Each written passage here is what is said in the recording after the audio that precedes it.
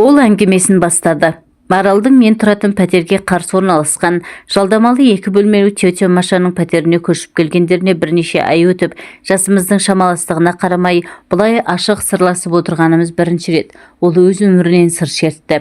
5 жыл бірге оқығанда егіз қоздай бірге жүріп, күйіп-сүйіп қосылған бекжігітпен 10 жыл бірге өмір сүріп, дүниеге 2 сәби әкелгенмен дәм түзіміз жараспай ажырасып кеттік. Бұрын ешкімді менсінбей махаббат деген адам өмірінде бір-ақ рет оянатын сезім деген ұстанымның жетегінде жүрген мен, жолым болмағаннан кейін бетім әбден қайтып қалды. Махаббат атты теңізге жұбыммен шомылуға үлкен әзірлікпен келген мен өмірдің үлкен соққысын алдым. Өмірде мен үшін бекжігіттен басқа жігіт те, еркек атаулы да болмайтындай еді. Сөйткен жұбайлық өмірмен сүргендей болса, өмірден еркексіз өтейін дегенмін. Сондықтан болар, еркек деген сөзді естісем болды, бір жабайы хайуанның атын естіп, көз алдыма қорқынышты бейнелер келетіндей. Түр басым келіскен, өз үсіме пысық әйел болған соң ба, әйтеуір үйленемін. Маған күйеуге шық, балаларың әке орнына әке болам дегендер де, я болмаса ойнап күлейік, өмір деген ертең ақ бір күндей болмай өте шығады, өкініп қаласың деп пәлсапа соғатындар да кездесті. Жұмысым банкте болғандықтан ба, жұмыстан да алдымыздан өтетін адамдардың көп еркектер еді. Қонақтық пен туған күн кештерінде немесе мейрамдағы отырыстарда біреулердің тұла бойымды бастан аяқ көзімен тітіп, еркек көзімен сынай қарағанын сезсем, сол жерден сылтау айтып, тезірек жылыстап кетіп қалуға тырысамын. Осылай балалар деп, жұмыс істеп жүргенімде күйеуіммен ажырасқаныма да зу етіп 4 жыл өте шығыпты. Жасым 35-ке толғанмен, маған 26-28-ден артық бермейді. Уақыт бәріне емші деген шын екен. Күйеуімнен көрген қорлығым ұмытыла бастады. Түн баласы азапқа түсе бастадым. Әсіресе махаббат, еркек пен әйел қатынасы туралы кітаптар оқып, телевизордан түнгі сеанстарды көрсем, төсегімде қырық аунап ұйықтай алмаймын. Өмір бойы әкеммен тұрып, оған тас қорғандай арқа сүйеп келген шешем де мені күйеусіз өліп қалатындай көріп, әйел 40 шырақты деген, бір шырағың сөнсе басқасы бар. Бетіңнің әрі барда сенімді біреуді тауып ал. Айналаңда жігіттер шыбында үймелеп жүр. Балалар саған қол байлау болмайды. Өзім бағып өсірем деп шымырынша үймелегендердің екішеуінің жақсы жақтарын жеткізіп, тек мен тиген жағдайда қиналмай-ақ түзеліп кететін кемшіліктерін айтып, шілекше шаға бастайды. Бір балаға зар болып жүрген дос келіншегім Қарашашта, жоқ бекзаданы күткенің жетер, жерге түссеңші, ана жынды байсымағың басыңды ешкімге қарамайтындай дуалап қойған ғой дейді. Жігіттермен әзілдесіп ашық жарқын отырамын, одан әріге бара алмаймын. Одан әріге бару үшін басты бір нәрсе жетпейді. Ең аяғы жан тәнім мен дене құрылысымды қайта жасап шығу қажет сияқты. Төсек жайлы ойласам көңілім құлазып сала береді.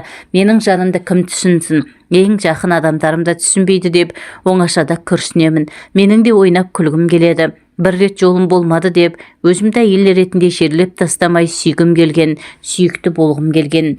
Біреудің сүйіктісі болсам, еркек құшағында ләззат алып, оған да ләззат беріп денем балқып жатса ғой шіркін дегенмін. Күйеуімен алғаш қосылғанда ұзындығы 3 метр, ені 2 метр пәтерде уақыттың қалай өткенін білмей, жан тәніміз қосылып, бір адамға айналып, жан ләззатымен тән ләззатына тоймай, күннің қалай атып, кештің қалай батқанын білмеуші едік. Бір-бірімізге керек нәрсе екіншіміздің бойымыздан табылатын.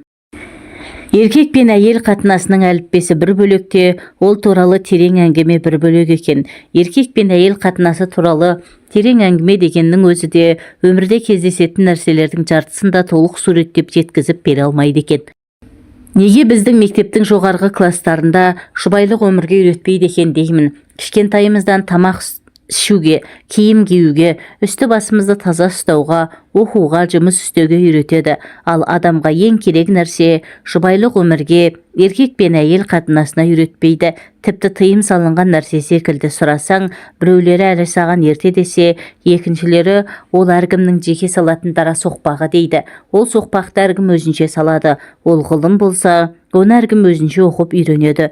Біреу кітаптан, біреу көшеден, біреудің айтқанынан. Оған дағдыланатындар да біреуі жабайы түріне, біреу әдемісіне, біреу ерте, біреу кеш үйренеді екен. Өз соқпағын табамын деп адасып қателесіп жатқандар қаншама. Менің қолымда билік болса, күйеулерімен тату-тәтті тұрып жатқандарды да, 20 жастағы әйелдерді де бір бөлек, 30-дағыларын бір бөлек, 40-дағыларын бір бөлек үйретіп оқытса, тәжірибе алмасса, туындаған сұрақтарға бірге жауап берсе, көп мәселе шешілер еді. Еркек пен әйел арасындағы түсінбеушіліктер болмас еді, ажырасулар да аз болар еді. Балалар әкелері бола тұра тірі жетім атанбас еді деп ойлаймын. Көп проблема түсіністікпен, түсіне алмаудан, түсініскісі келмегендіктен туындайды емес пе? Жеңгенің, әпкенің, ененің ақыл кеңестермен шектеліп қалмау керек. Себебі бір үйдің, бір ауылдың әйелдеріне ұят көрінетін нәрсе екінші үй мен екінші ауылдың әйелдеріне ұят емес, қалыпты жағдай болып көрінуі мүмкін. Бұл мәселеге де кеңірек бір ауыл не бір облыстың шекарасында емес, одан да кеңірек қарау керек секілді. Менің күйеуіммен ажырасып кетуіме себеп, мен оны 5 жыл бойы қаншалықты сүйсем, 10 жыл бірге тұрған уақыт ішінде жақын біле келе, соншалықты жек көріп кеткенмін. Біздер кездесіп бірге қыдырып жүрген кезімізде ол маған тек жақсы жағынан көрінуге тырысқан. Мен де оны тек жақсы жағынан көруге тырысыппын. Ал екінші себеп арамызда еркек пен әйел арасындағы гармонияның, яғни үйлесімділіктің жоқтығынан да еді. Онымен төсекте әйелі болғандықтан амалсыздан жұбайлық міндетімді өтеу үшін жатамын. Ол өз қызығымен өзі болып жатқанда, мен оның бір қажет затының міндетін атқарып, ештеңеге араласпай, жұмысын қашан бітіреді екен, тез бітірсе екен деп жататымын. Кейде тезірек ұйықтап қалса екен деп, үй шаруасын істеп жүріп аламын. Бірақ ол ұйықтамайды. Оның айтуынша, артық энергияларын шығарып алмай ұйқысы келмейді екен. Одан қалса түнде де таңертең де мазалайтынын қайтерсің. Дүниеге бірінші сәбиім келгеннен кейін төсек мәселесі маған тозақ секілді көрінді. Еркек десе артынан төсек мәселесі қылтиятын білетін маған біреуді тауып алу қайдан. Еркектердің бірі жақсы көретінін, үйленгісі келетінін айтса, кейбірі мені тоқал ретінде алып, бөлек отау жасайтынын, ақшадан да басқасынан да кемдік көрмейтінімді айтып шаршады. Соңынан кейбіреуі неткен салқын әйелсің деп теріс айналса, күдер үзбеген кейбіреулері 3-4 жыл осылай тып-тыныш етегіңе намаз оқып жүресің бе деп, дені сау, өзі сұлу әйел әншейін ішкі мұңын сыртқа шығармай жазырады да деп аяушылық білдіргенде болады. Өмір, табиғат заңы өз дегенін істетеді ме, әлде өзімдей дос құрбыларымның сөз қамшы болды ма? Мен біреуді іздеуге бел шеше кірістім. Үйленемін дегендердің бірімен бірінші рет төсектес болып едім. Ертесіне ол мені меншіктеп алып, мен сені ұнатамын, төсекте де ұнайсың, үстіңе бір түсті көйлектер киіп жүр, мен көйлектеріңнің полоскасында, клеткасында ұнатпаймын деді. Менің қандай түсті көйлектерді ұнататынымды сұрағанда жоқ, оның үстіне бір түсті көйлектерін әкеліп тастағандай сөйледі. Оны осыдан кейін ұнатпайтынымды да төсекте де ұнамайтынын айтқан жоқпын, тек қош бол, енді хабарласпа дедім. Енді үйленемін дегендерді қойып, олар мені меншігіндегі заттай көретін секілді, тіпті олардың талғамымен киінуді де талап етпек. Ал мен өз басымның ерікті болғанын қалаймын. Ойнап күлейік дейтіндерді көрейік дедім. Олардың бірі әбекең, ресторанға барамыз, әдемі киініп отыр, алып кетемін деген соң барымды киіп шыққанда ол нағыз қыз жібектің өзі болыпсың ғой деп ризашылығын жасыра алмаған. Қымбат шетелдік машинасымен бір ресторанға апарды. Онда шу көп екен, музыкасы да кілең орысша деп екіншісіне апарды. Әбекеңнің де танымайтын кісісі жоқ екен. Мұнда да алғашқы ресторандағыдай біреулермен жапырласып амандасып жатыр. Онда қымбаттығына қарамай тамақ мәзір мәз емес екен деп, ақыры ортанқол кафеге отырдық. Бірнеше жұма онымен дружит етіп жүріп төсектес болғанда, 40-қа толмаған кәсіпкер жігітке сезім де әйел де керек емес, тек сұлуын ақ сүйері не екінші әйелі бар деген атақ қана керек екенін түсініп, онымен де бір жола қоштастым. Шыбынша үймелегендердің ішіндегі екеуінен көңілім қалған үшінші бойда ажырасқан еркектен мен не үшін керекпін? Байы жоқ әйел болған соң коллекция үшін керекпін бе деп төтесінен сұрадым. Ол да жігіт екен, мәймен көлемей бірден тура жауабынан шалқамнан сөз жаздадым. Мен секстің әр түрімен айналысқым келеді. Видеолардан көргендерді істеп көрсем деймін. Еркек пен әйел төсекте бір-бірінің қалаған істеуге әзір болса ғана төсек қатынасының мәні ашылады деді. Мен мұндай пікірге келіспейтіндіктен эксперименттерге бара алмайтынымды білдірдім. Еркек пен әйелді төсек қатынасын апаратын жол меніңше өз-өзінен еш әрсірліксіз оянған сезімнен кейін табиғи түрде пайда болуы керек сияқты. Сөйтіп аз уақыт ішінде үш еркектің атын сызып тастап, Жақсы еркектер әйелдерінің қасында ешкімге қажеті жоқ, жаман еркектің маған да қажеті жоқ деп өзімнің интимдік өміріме мораторий жариялап, алаңсыз тірлігіме кірістім. Тіпті еркек, жігіт дегенді бойымнан да ойымнан да өшірген секілдедім. Енді тек бар ойым жұмыста болады, карьера жасаймын деп бекіндім. Бірақ бәрі Құдайдың қолында деген рас екен. Жылы күздің жексенбісі еді. Балаларды мамама апарып тастап, үйді әктеуге кіріскенмін. Кешқұрым әрең бітіріп, қатты шаршап тұрсам да моншаға баруым керек болды. Оның кешкі сағат 10-ға дейін істейтінін білемін. Әрі үйден алыс болмаған соң, әрі кір денеме таза киімін киемін бе деп, сол кір киіммен бара салдым. Үстімде әктен ағал-жағал болған кофта, төменгі жағымда трико шалбар, басымда кепештеп байлаған көнетоз ақ орамал. Моншаға келіп, ентігіп ішке енсем, кезекте бірталай адам отыр екен. Моншаның бірнеше жеке кабиналы душы бар. Соған билет алып, мен де бос орынға жайғастым. Қарсы бетте 4-5 еркек кезекте отыр. Үстімдегі лас киіммен ыңғайсызданып төмен қарап отырсам да, біреудің мені бақылап отырған көзқарасын сездім. Неге екенін қайдам, сірә лас киімнен ұялған болуым керек. Бұл не қылған адам деп басымды көтеріп қарауға да батылым жетпеді. Ішімнен өзіме ренжіп, әншейінде аттылыға, жол жаяуға сөз бермейтін өжеттігім қайда кеткен деймін. Кезегім келгенде ешкімге көз салмастан душқа кіріп кеттім. Рахаттанып душқа тиесілі 45 минут шомылып, шашымды сәл кептіріп, есік алдына шықсам, түн тастай қараңғы екен. Кісі аяғы басылған көше қорқынышты. Көзімді қараңғыға сәл үйретіп алып, бір аялдамадай жердегі үйіме асықтым. Қатты шаршағандықтан ба, әлде көше асфальтының ойдым-ойдым жерігін әліме бір кезде сол аяғым кілт етіп оңбай құлап түстім. Көзімнен жас аршып кетті. Қараңғыда ешкім көрмеді деп қуансам да, екінші жағынан тұра алмағаным жақсы емес еді. 1-2 минутта басыма сан түрлі ойлар келді. Ешкім білмей жатып қалсам қайтемін, біреулер ұрынса қайтемін деп уайымдадым. Бар күшімді жинап тұра беріп едім, жан даусым шығып кетті. Осыдан соң жақын жердегі аялдамадан біреудің сұлбасын маған қарай бет алғанын байқадым. Бойымды қорқыныш биледі. Жақындай бере тартып келе жатқан темекісін аяғымен басып өшірді. Өзімше намыстанып түк болмағандай бір аяғыма бар күшімді салып тұра беріп едім. Қозғалмаңыз деген ақырын болса да нық әмірлі дауыс естілді. Не ойларымды білмей, айналамды қолыммен сипалап тас іздедім. Не болса да қорғанып бақпақпын. Жақындаған ол менің ойымды түсінгендей, қорықпаңыз, сол аяғыңыз ғой, қане, оған күш салмай салып тұрып көріңізші деп мені демеп тұрғыза бастады. Бүкіл жан дүниеммен оның бет жүзін көрмесем де, бұл адамның моншадағы кезекте мені көзіммен бағып сынай қарап отырған еркек екенін сездім.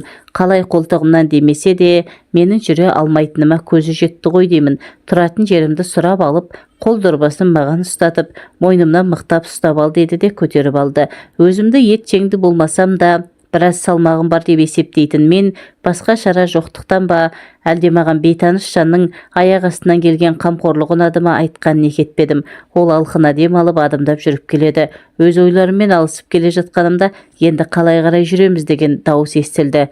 Дауысы бар ғой, ондай дауыс естісең, айналаңның бәрінде бей-жай мамыражай тірлік орнай қалғандай әсер етеді. Адамның даусының соншалықты әсер ететінін бірінші рет көріп тұрмын. Бір аялдамадай жерге көтеріліп келген адамның алдында енді мен ыңғайсыздандым. Үйге кіріңіз, шай ішіп кетіңіз деп бір жағынан, аурудан бір жағы, ол сөздерді әншейін тек бергі жағымнан сыпайылық сақтап айтқаным үшін өзімнен өзім ұялып зорлана күлімсіредім. Ішімнен қайдағы шай деймін. Үй іші астан кестең, мұрын жарған әкесі маған ұнағанымен оған ұнамауы мүмкін. Бойым бейтаныс жанға үйренейін деді ме, енді мен оған зер сала қарадым. 43-45-тегі бойы еңгезердей тіпті еркек. Көздер адамға бір түрлі мұңды қарайды. Көз қарасы адамды тереңіне тартып әкететіндей. Тек бетінің көлемді жерін ала орналасқан, мұрны да өзіне жарасымды. Істеген жақсылығы үшін рахмет айтып, ақша немесе бір шөлмек арақ ұстатып, үйден шығарып салу керек деп ойладым. Менің жалғыз екенімді білсе, кетпей отырып алса қайтемін. Тағы ойына негелерін кім білсін деп ойладым.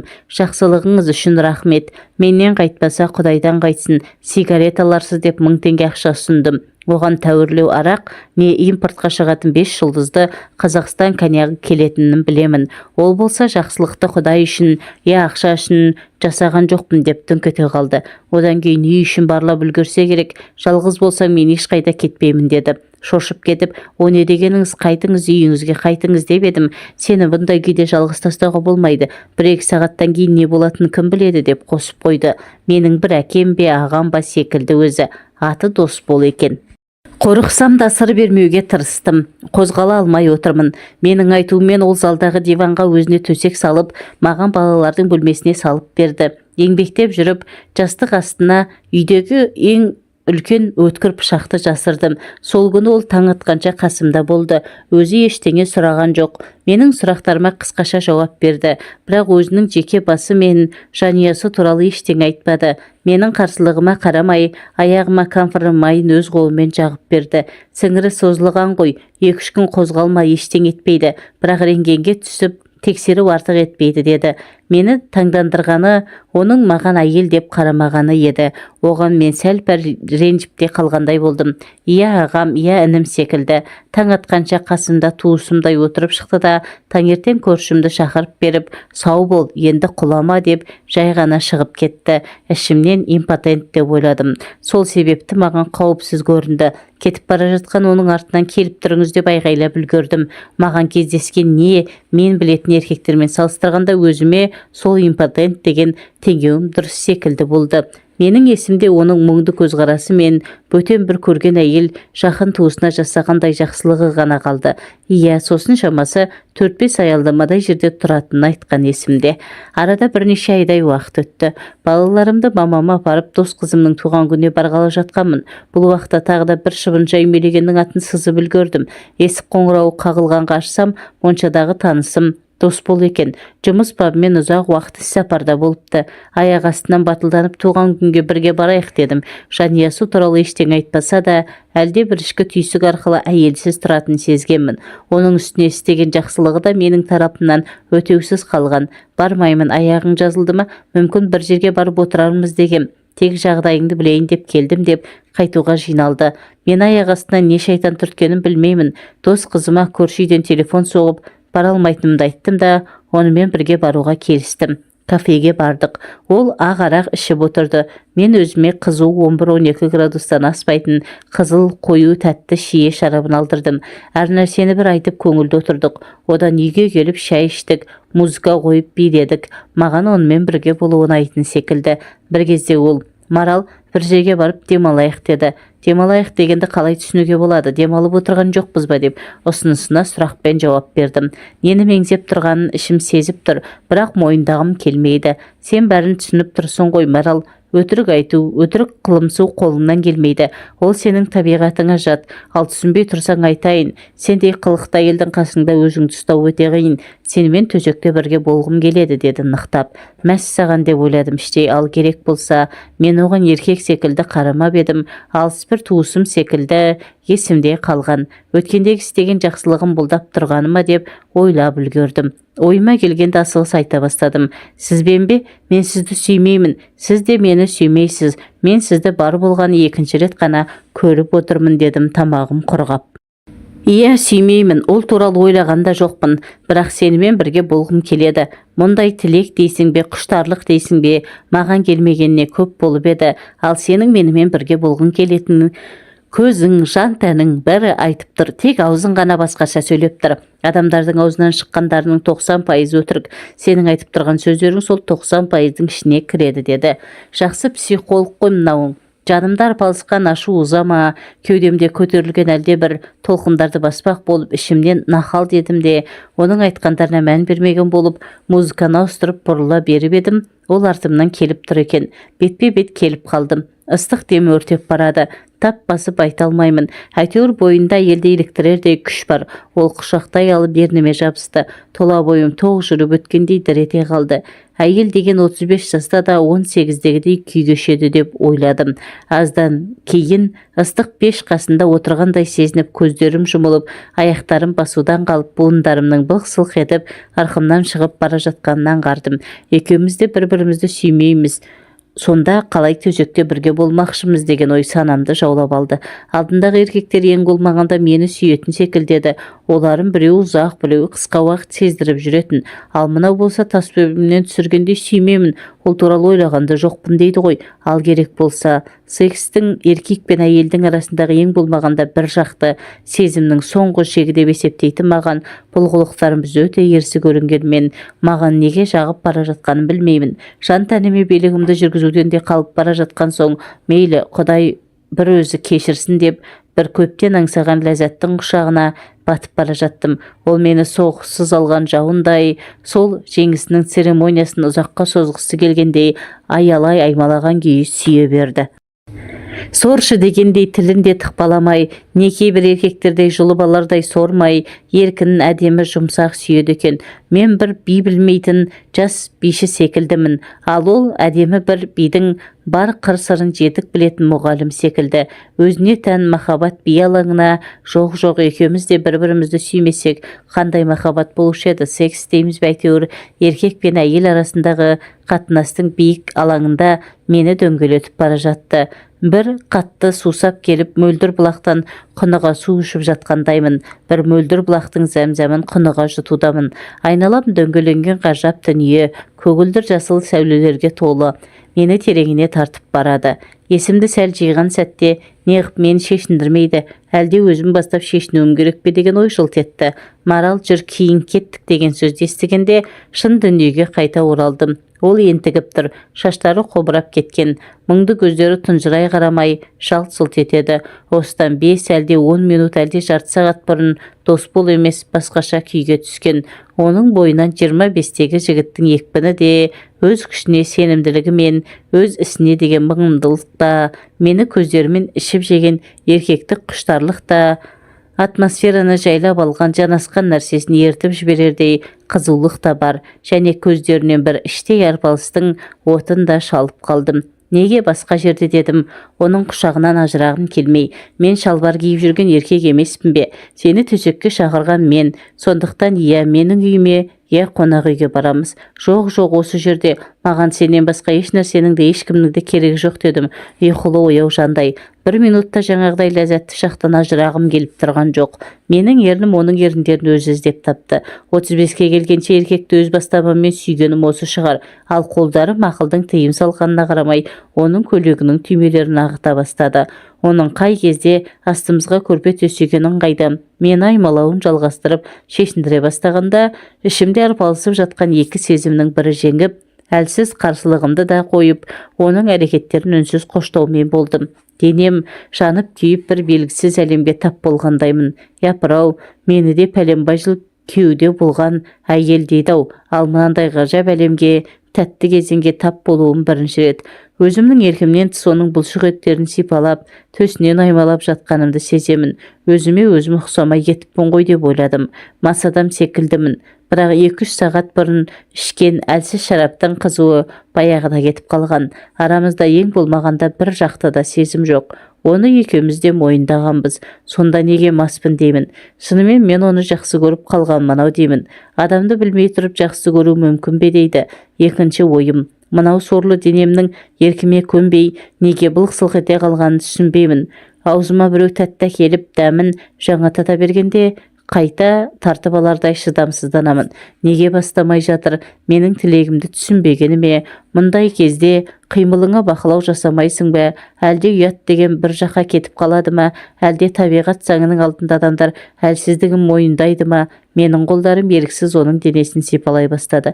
Менің қолдарыма бүкіл жан тәнім ғана емес, бүкіл табиғат, айналамдағы қызылды жасылды ұшқындар мені өртеп, жалынға орап талықсытып жатқан әлде бір күш барлығы қосыла менің қолдарым әмір еткендей. Оның бәрі күші сыртына шығып тұрған, мүшесімен сезімге мас болғанымды күтіп тұрғандай.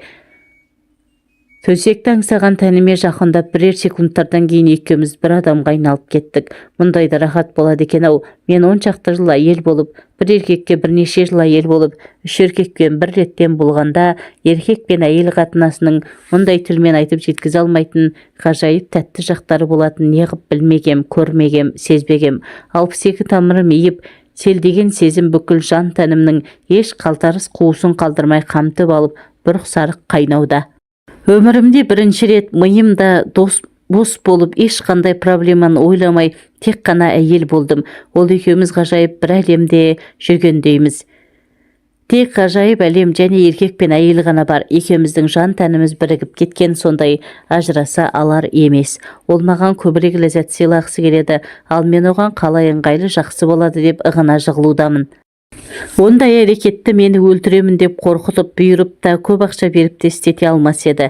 Ал бойыңды өртеген әлде бір селдеген сезім есіңнен айырып не істеп не қойғаныңды білмейді екенсің.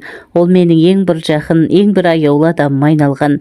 Есім кіресілі шығасылы, көздерімді ашуға шамам жеткен кезде оның жіпсіген маңдайына, кең кеудесіне, спортпен айналысқанның әлде айналысатынның куәсіндей бұлтылдаған бұлшық еттеріне, шырайланып күлімсіреген жүзі мен жұмулы көздеріне көзім түседі.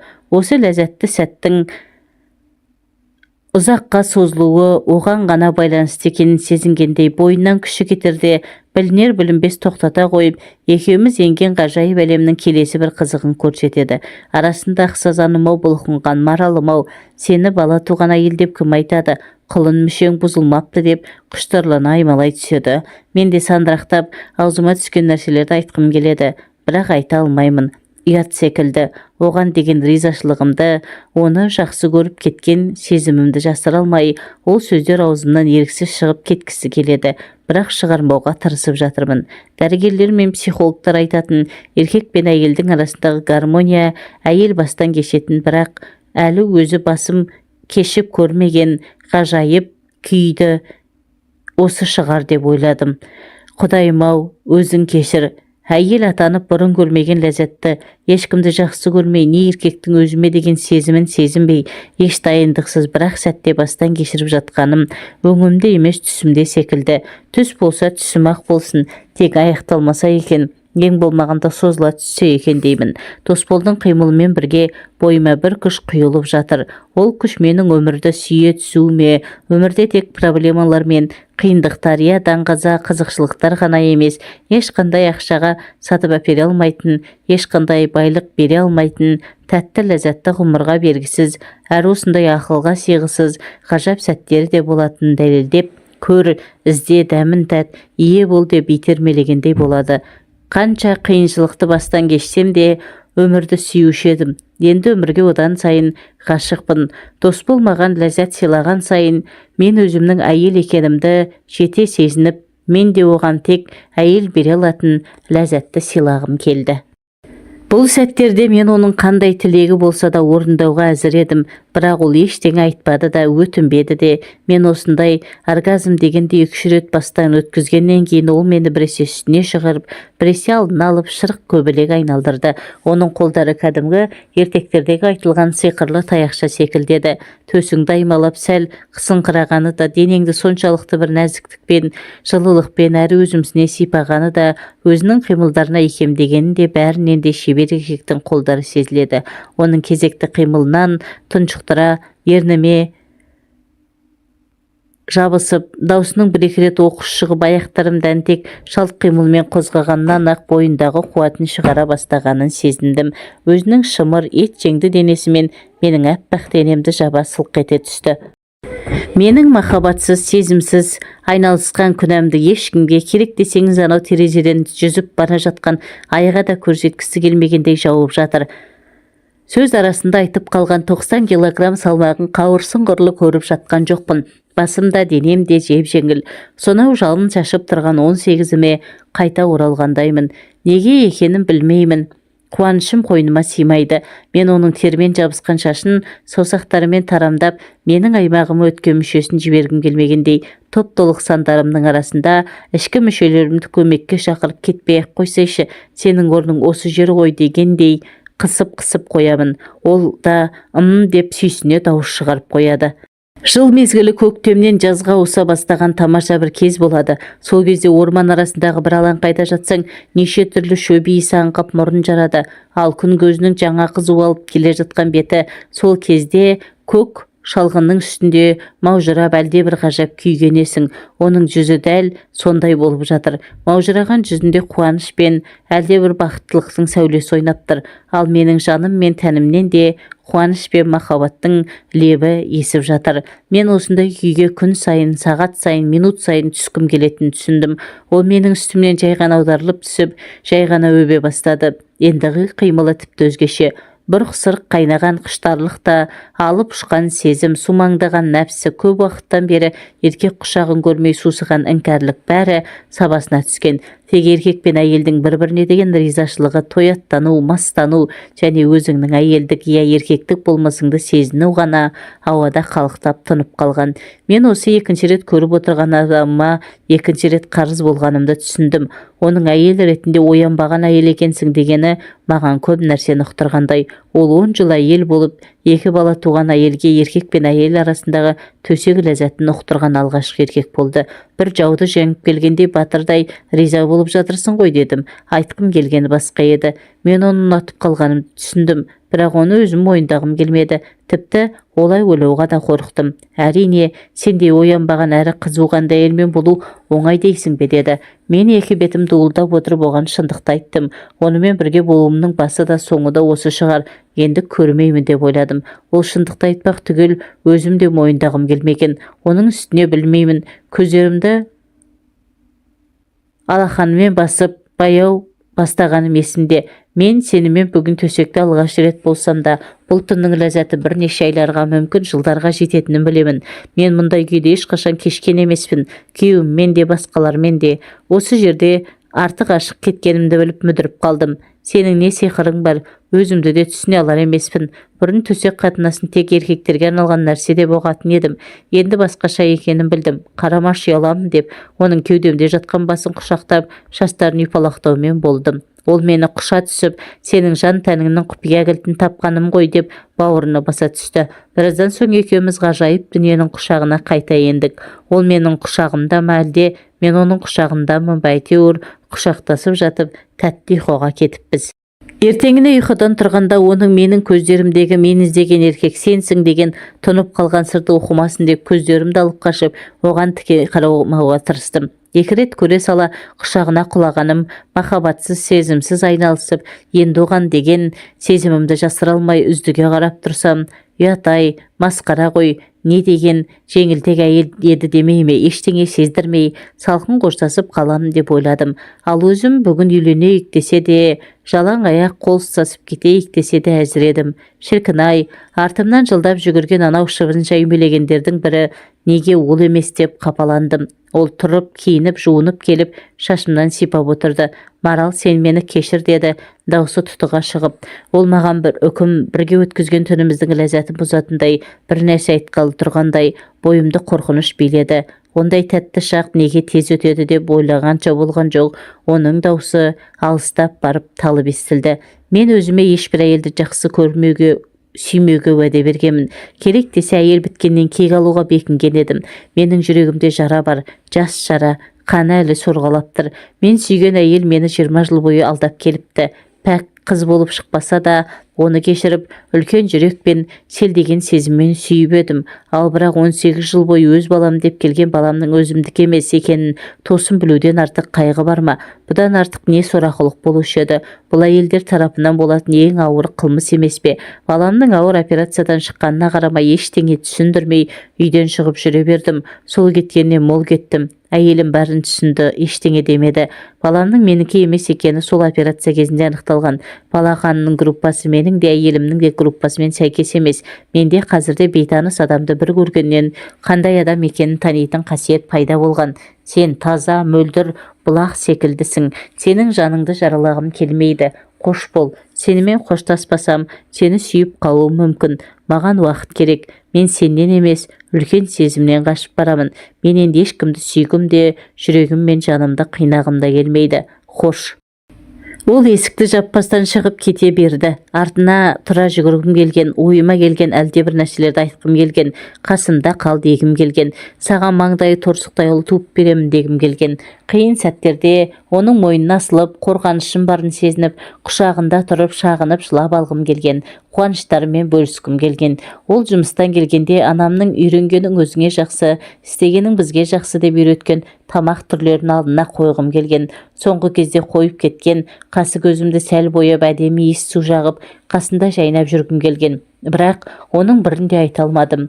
Әлде айтқым келмеді, әлде тыңдайтынына сенімді болмадым. Ол кетісімен есікті жауып, неге екенін білмеймін, қатты жылап қала бердім. Еркектердің өздері түгіл көлеңкелерін де көргім келмейді, аттарын да естігім келмейді. Мен дос болды бір жерден шыға келеді ме деп әлі күнге күтіп жүрмін.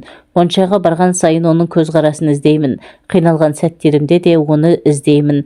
Қол ұшын созып бір қалтарыстан шыға келетіндей, түндерде де кірпіктерім айқаспай, тек соның құшағын аңсаймын. Балаларымның әкесі де сол болса деймін. Айлар өтіп жатыр, одан күдерімді үзгім келеді.